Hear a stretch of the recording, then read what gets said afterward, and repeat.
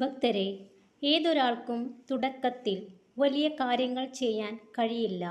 എന്നാൽ ആത്മാർത്ഥതയോടെ പ്രവർത്തിച്ചാൽ ഏതൊരു ചെറിയ കാര്യവും നമുക്ക് ചെയ്യാൻ കഴിയും.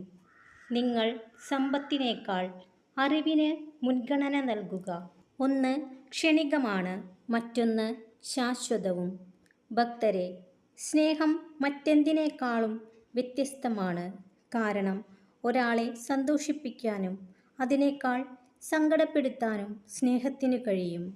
എരിഞ്ഞടങ്ങാനോ നിരാശയിൽ തലകുനിച്ചിരിക്കാനോ ഉള്ളതല്ല ജീവിതം, മറിച്ച് പ്രതീക്ഷയോടെ മുന്നേറുവാൻ ഉള്ളതാണ്. നിങ്ങളുടെ ആശയങ്ങളിലും വിശ്വാസങ്ങളിലും അടിയുറച്ചു നിൽക്കുക. മറ്റൊരാൾക്കു വേണ്ടി ഒന്നും മാറ്റേണ്ടതില്ല. ഒരു തൊട്ടാർവാടിച്ചെടിയെ അത് തൊട്ടാൽ വാടും എന്നറിയുന്നത് കൊണ്ടാണ് എല്ലാവരും തൊടുന്നത്.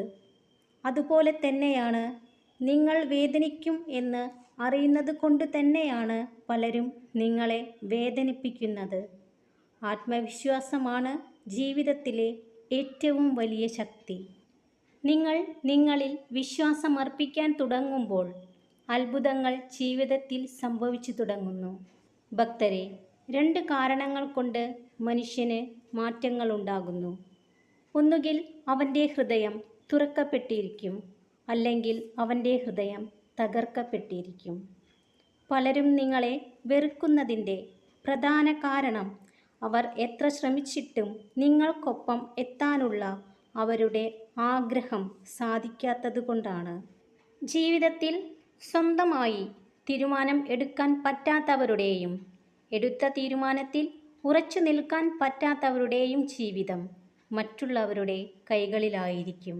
അതിനാൽ എപ്പോഴും ചിന്തിച്ച് സ്വന്തം തീരുമാനങ്ങൾ എടുക്കുക. നിങ്ങൾ എപ്പോഴും ഒരു ജീവിത ലക്ഷ്യം ഉണ്ടാക്കിയെടുക്കുക. അതിനായി ശ്രമിക്കുക.